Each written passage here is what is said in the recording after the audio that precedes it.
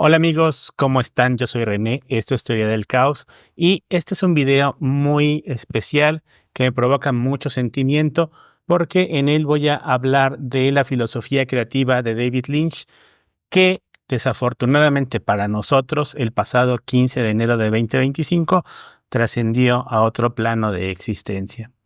Y en este video quiero hablarles de la gran influencia que David Lynch ha tenido en mi vida, en mi creatividad, en mi vida personal y platicar un poco de qué se trata esta filosofía de David Lynch, cómo podía tener esa creatividad tan desmedida que le llevó a hacer grandes obras como Mulholland Drive, Lost Highway, Wild at Heart, la primera versión de Duna, entre muchas otras grandes obras, porque no solo era un cineasta. Vamos a hablar un poco de todo esto en este video. Así que no se diga más y atención, atención.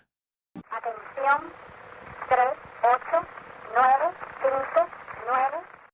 David Lynch era escritor, escultor, caricaturista, músico, fotógrafo, actor, cineasta, pero sobre todo era pintor. Él descubrió la pintura a una edad muy temprana y es una actividad que nunca dejó de hacer toda su vida y en la cual fue agregando muchísimas otras actividades creativas.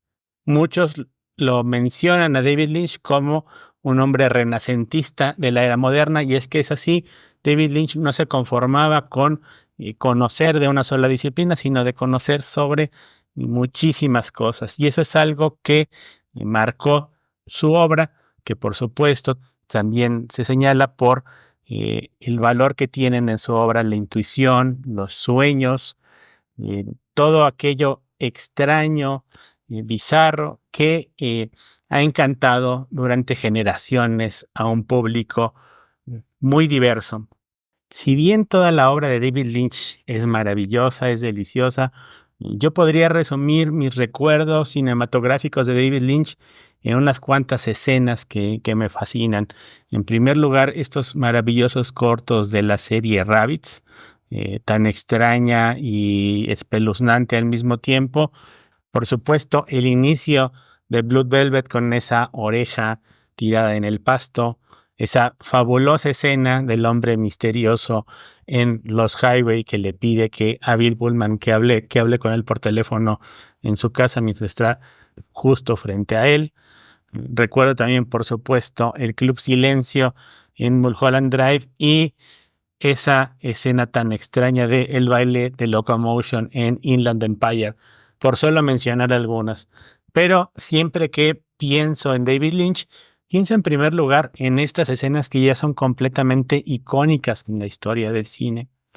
Pero también recuerdo otras cosas muy curiosas sobre él. Inmediatamente cuando pienso en él, recuerdo en un documental sobre la elaboración de Inland Empire, la forma en la que él está gritándole a Laura Dern, que era una de sus actrices favoritas.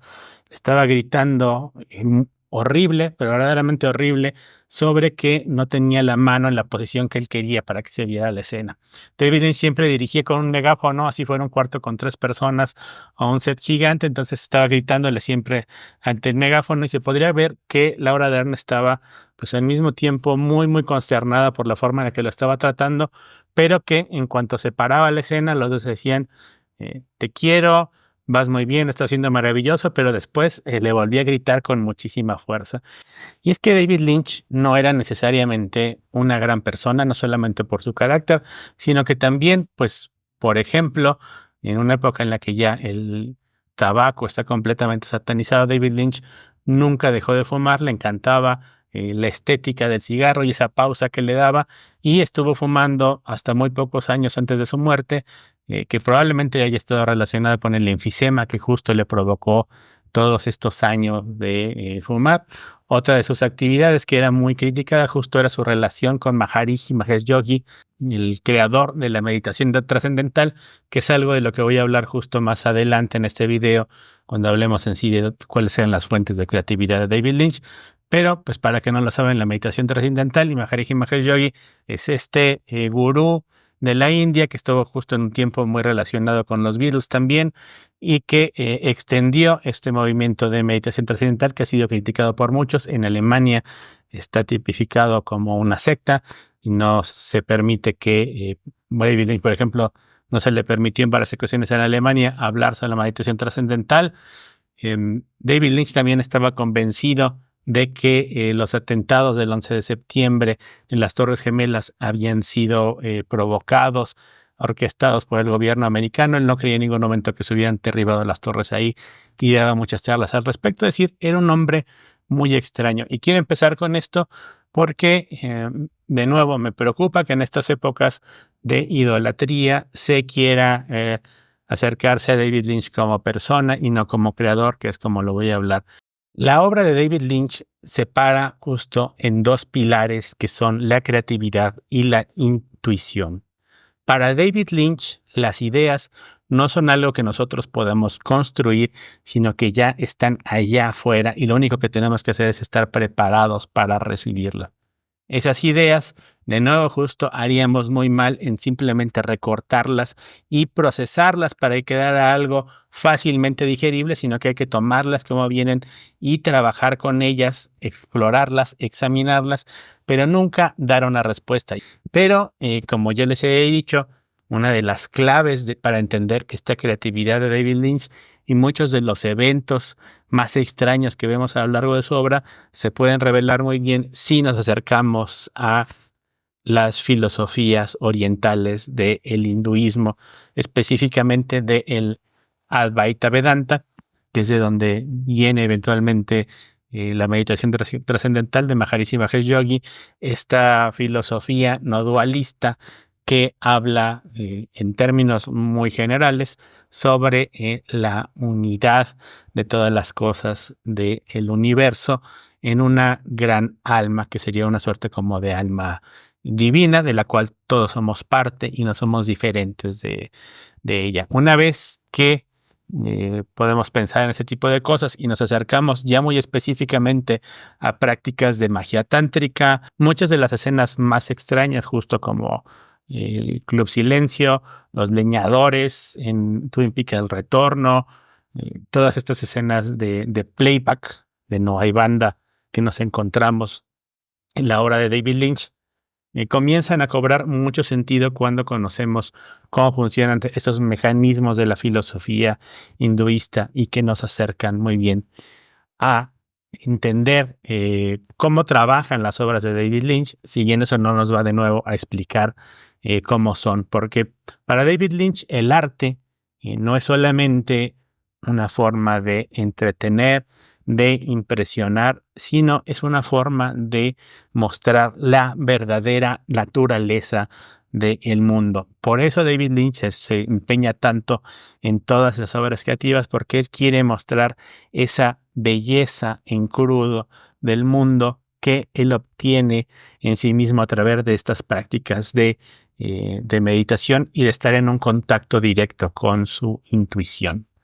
David Lynch, en ese sentido, de nuevo, era un hombre de muchas contradicciones y por un lado odiaba la idea de que se vieran sus películas en un pequeño celular. Él quería que se vieran siempre en una gran pantalla y no quería que esto se pudieran pausar, que se pudieran ver en capítulos. Él quería que se vieran de una forma completa. Pero al mismo tiempo, David Lynch también muy pronto abandonó el amor por la película química y fue uno de los primeros directores en abrazar el formato de video digital.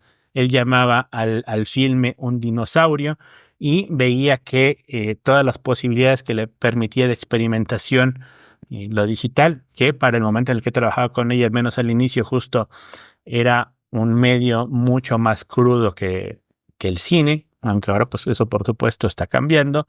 David Lynch al mismo tiempo abrazaba las posibilidades que daba la tecnología, pero sí que le molestaba la intrusión de la tecnología en nuestras vidas personales. Otra de las claves de la creatividad de David Lynch es justo su amor por el mundo y por las personas. Si ustedes ven entrevistas con David Lynch, perdón, con los actores que trabajaron con David Lynch, se dan cuenta que siempre todos estaban impresionados por la atención que les prestaba a ellos, no como actores, no como instrumentos que le fueran a llevar a su obra, sino como personas. David Lynch de verdad amaba los pies, amaba el café y amaba sentarse con una taza de café y conversar. Era una de las cosas que más le gustaba, ese contacto con las personas, ese sentirse en comunidad. Y es que justo para entender la obra de David Lynch hay que pensar que esta intuición de la que habla y que esas ideas ya están afuera, no vienen solamente mágicamente, digamos, por parte de la intuición, sino también de ese gran contacto con una comunidad creativa, con sus pares, con sus maestros.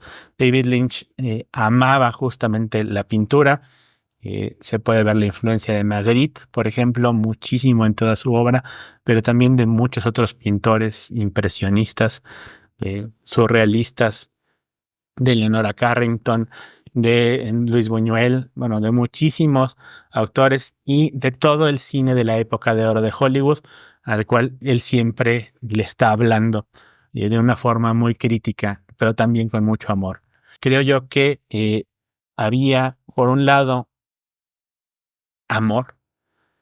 Suena muy, muy cursi, pero en el caso de David Lynch, pues no tiene nada de cursi. Su obra justo era un amor que trascendía lo cursi porque podía amar a las cosas tal cual son y no de una forma romantizada de cómo son esas cosas.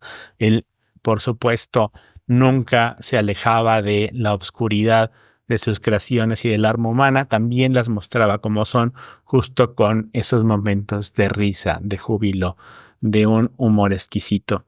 Por un lado, y por otro, el gran compromiso con tu propia visión, con tu propia obra.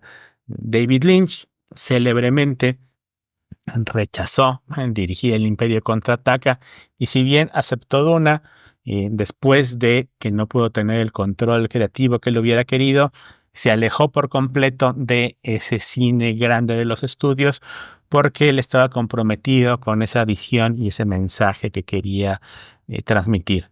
Voy a confesar, antes de terminar, eso sí, que no siempre fui un fan de David Lynch, pero justo me parecía que era un artista muy pretencioso. Los Highway me parecía una mamarrachada y no fue sino hasta años después que en un periodo muy difícil de mi vida me crucé con Mulholland Drive. Un día que entré a la cineteca y que estaba completamente vacío el cine y que me impresionó sobre todo el sonido. Esa primera vez que entré a verla y me voló la cabeza. Me tomó, no les miento, décadas entender por qué Mulholland Drive me voló la cabeza. Pero esa persecución de entender Mulholland Drive tiene mucho que ver con todo el camino que ha llevado de forma creativa en mi vida. Porque pues justo pues dejé obviamente de estudiar ingeniería y me fui después a estudiar literatura y además de eso siempre estuve como persiguiendo en mi mente pues los significados de Mulholland Drive, que al día de hoy puedo decir tranquilamente que tengo mucho más claro de qué se trata Mulholland Drive que en aquel entonces.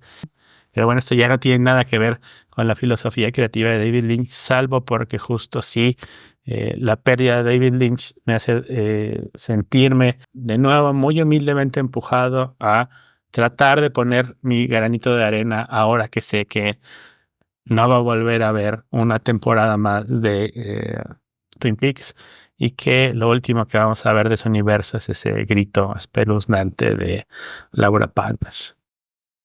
Les agradezco mucho que hayan visto ese video. Si de puro milagro llegaron hasta el final de este video, les agradecería mucho en primer lugar que me regalen un like porque estamos regresando a hacer videos en YouTube y los likes nos ayudan mucho a que esto siga funcionando.